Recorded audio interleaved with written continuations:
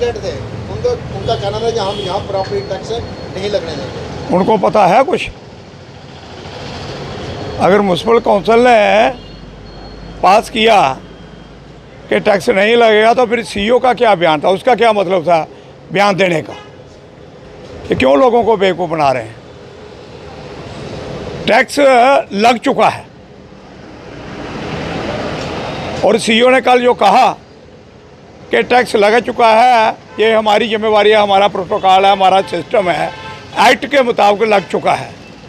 तो फिर ये जो कहते हैं मुझे तो लगता है ये फजूल है। मैं कहना चाहता हूँ माननीय एसडी साहब को, गवर्नर साहब को, मनोज सिन्हा जी को और जो हमारे म्यूनसिपल काउंसिल के अर्बन के कमिश्नर हैं उनको कहना चाहता हूँ, उनको अपील करता हूँ, आप इसके ऊपर सोचें। जम्मू की पूरी जनता त्राई कर रही है इस प्रॉपर्टी टैक्स के ऊपर। पहले तो मैं आपको ये पूछूं या जनता को ये बताऊं कि ये प्रॉपर्टी टैक्स और एक कितना टैक्स लेने चाहती है ये कॉरपोरेशन है, काउंसिल है और ये जो सरकार है। प्रॉपर्टी टैक्स ले लें, बाकी टैक्स बंद कर दें, मुझे मंजूर है। लेकिन ये टैक्स पहले आपने नक्शा पास करवाना है, जमा करवाना है म्यूनसिपल काउंसिल ऑफिस। पहले बाहर किसी कैफ़े में जाएं, 500 रुपया फीस भरें वहाँ ऑनलाइन करने का, फिर काउंसिल के अंदर जमा करवाने का 500 रुपया बखरा सेपरेट, 1000 तो वो चला गया। उसके बाद नक्शा पास कराना, उसकी फीस सेपरेट 10 रुपये स्क्वायर फुट, एक टैक्स वो चला गया, 2 टैक्स पहले चले गए। चौथा टैक्स प्रोबेशनरी टैक्स ये जो ले रहे हैं। 5वां जो कोई भी किसी ने छोटी स्मॉल स्केल की इंडस्ट्री खोलनी है, कोई बिजली का एनओसी लेना है या किसी ने कोई दुकान खोलनी है, 2500 रुपये उसका एनओसी, वो टैक्स, ऊपर से प्रॉपर्टी टैक्स। कितने टैक्स लेने हैं जनता, कितना खून पीना है जनता का? इसलिए टैक्स इन्होंने लगा दिया है। मैं गवर्नर साहब को और कमीशन सेक्रेटरी साहब को अपील करता हूँ इसके ऊपर दोबारा सोचें कितने किस्म का टैक्स लेना है। म्यूनसिपल काउंसिल ने तो पहले ही बर्बाद कर दी है, जो पहले कमिश्नर थे धीरज गुप्ता जी। काउंसिलें, कमेटियाँ सब बर्बाद कर दी हैं, कोई पावर नहीं है इनके पास, काउंसिल के पास। पहले 2005 में जब हम प्रेसिडेंट थे, किस गली में जाते थे, कोई इमरजेंसी होती थी, किसी के घर में शादी है, कोई कुछ है, कोई लाइट चाहिए, कोई गली बनानी है, तो हमारे पास 1 लाख रुपए की, 50,000 रुपये की पावर होती थी। अब ये नई काउंसिलें बनी, लोग अपनी जगह तड़पते हुए आपको काउंसलर बनाया, आपको प्रेसिडेंट बनाया, तो हमारा काम नहीं हो रहा है। एक तो सरकार फंड नहीं देती, आए दिन मैं रोज़ 2-2, 3-3 उद्घाटन करता था गलियों के, दादा 20-20, 50-50 लाख के। ये मैंने 2.5 करोड़ रुपए के ये पाथवे के ये काम शुरू करवाए थे, क्यों रुके हुए हैं, क्यों बंद हैं? पूछे ना जनता। ये लोगों की सैर करने के लिए हमने जगह बनाई थी। आज पार्किंग का काम 5 करोड़ का वो शुरू हुआ है। ये जो टैक्स की बात है, टैक्स आएगा।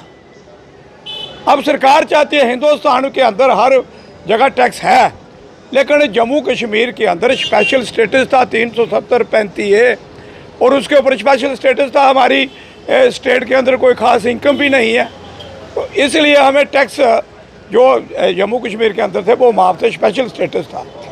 लेकिन इन्होंने वो 370 तोड़ के 35A तोड़ के ये जो अब नए सिस्टम यूटी के तहत, जहाँ तो यूटी की पूरी पावरें थे, जहाँ जो म्यूनसिपल काउंसिल का ये जो हमारा एक्ट है उसका पूरा लागू करें। सीईओ ने कल क्लियर कर दिया कि टैक्स तो लग चुका है, उसकी हमने सर्वे भी कर रहे हैं। लेकिन मैं इनको अपील करता हूं सरकार को कि इसके ऊपर सोचें, लोगों के ऊपर बार बार टैक्स ना ठोके, ना डालें, इनके ऊपर बोझ ना डालें।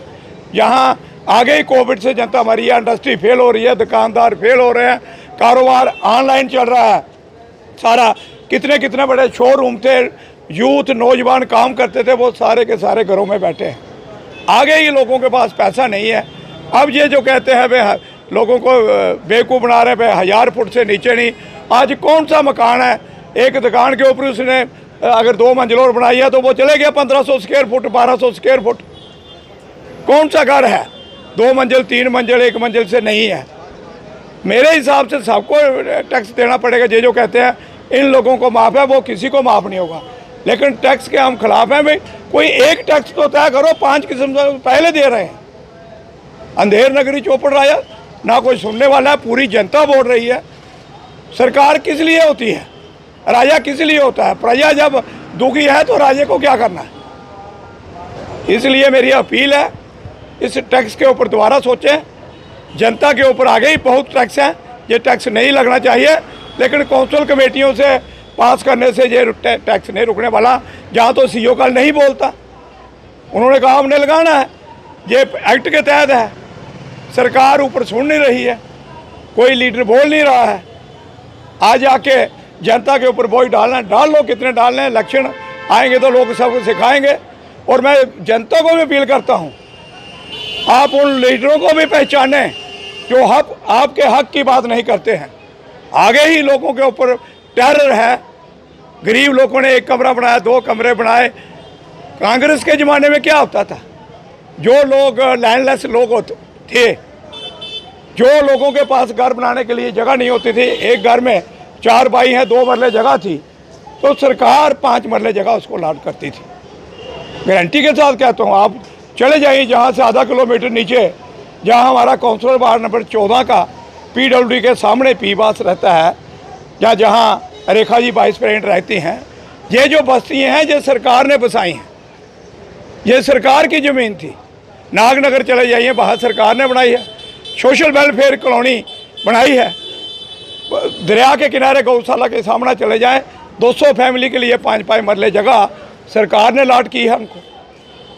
चाहे सरकार ने कब्जा उन लोगों को नहीं दिया, लेकिन सरकार ने अलॉट की है।